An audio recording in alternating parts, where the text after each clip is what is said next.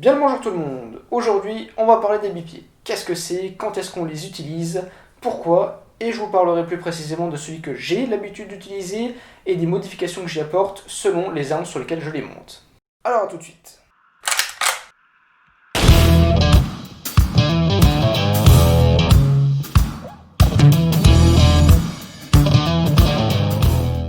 Le bipied est un accessoire souvent utilisé, mais un peu trop banalisé à mon goût.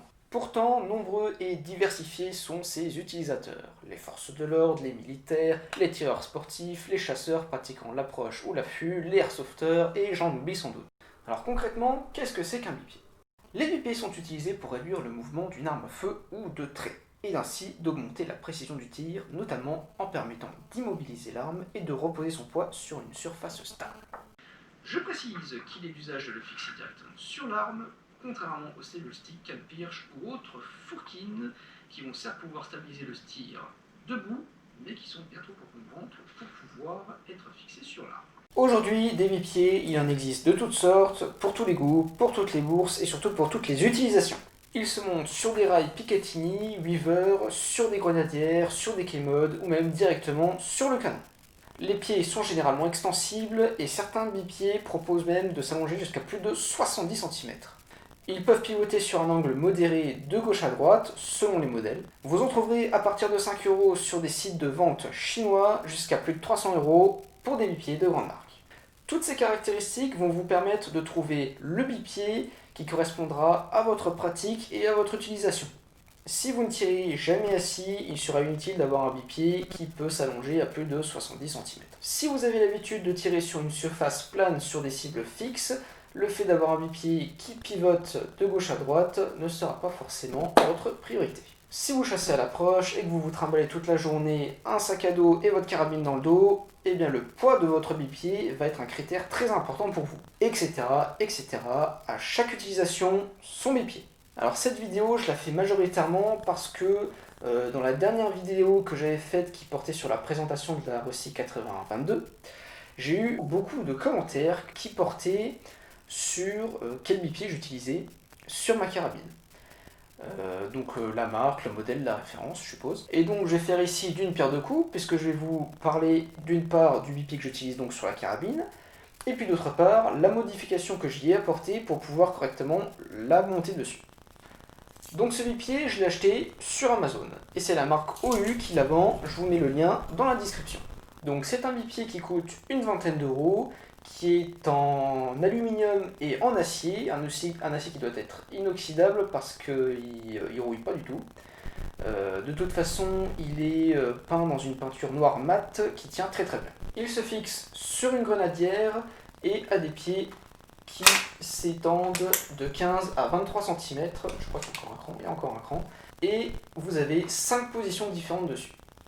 Donc ce bipied, je l'ai initialement acheté pour la monter sur ma carabine de chasse, qui est chambrée en 308 Winchester, et après un peu plus d'un an et demi d'utilisation, il se trouve que j'ai acquéri la Rossi 8022 et qu'il me fallait donc un deuxième bipied pour cette carabine. Étant donné que c'est un bipied qui m'a toujours convaincu, qui répond bien à mes besoins et à mes moyens, et ben j'en ai racheté un deuxième identique. Alors ce bipied il me plaît beaucoup. Pourquoi est-ce qu'il me plaît beaucoup ce petit bipied? Parce qu'il a beaucoup d'avantages. Tout d'abord, il coûte pas cher, donc pour des petits moyens, c'est super. Ensuite, il est robuste. Alors pour 20 euros, on a le droit de se demander si ça va pas être du cheap, si ça va pas être de la chinoiserie. Pas du tout. Comme je vous l'ai dit, ça fait même maintenant 2 ans qu'il est monté sur ma carabine de chasse, que j'utilise à l'approche, à l'affût. J'ai fait toute une saison en battu au poste avec. C'est un bipied sur lequel je fixe même directement la sangle. Ah, vous voyez, on peut directement monter une sangle dessus. Hop, et puis porter la carabine à partir de là. Je précise quand même que ma carabine de chasse doit bien taper tout équipé dans les 4 kg facilement. Donc c'est un bipied qui est vraiment robuste et on peut avoir confiance en lui. Ensuite, c'est un bipied qui a un bon maintien sur la carabine. Il est bien fait, il coince pas, il est fluide, tout est bon. Il est plutôt facile à installer et l'avantage c'est qu'il est installable sans outil. Autre qualité non négligeable, c'est son poids. Il pèse 285 grammes, ce qui fait de lui un bipied qui est léger, Son équivalent chez Caldwell fait 300 grammes et son équivalent chez Harris en fait 370. Alors il n'a pas pour moi de défaut notable si ce n'est quand je le monte sur ma réplique d'Airsoft que voici. Alors le problème de cette réplique c'est qu'elle a sa grenadière qui est un petit peu trop avancée vers l'avant et ce qui offre une surface de pose, une surface d'accroche très limitée pour le bipied en fait.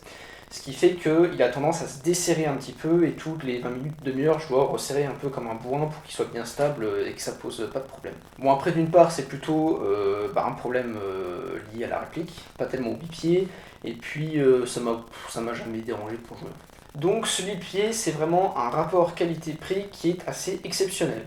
Alors j'imagine bien qu'un professionnel du combat se dirigera plutôt sur des bipieds de grandes marques réputées où il y a certaines garanties.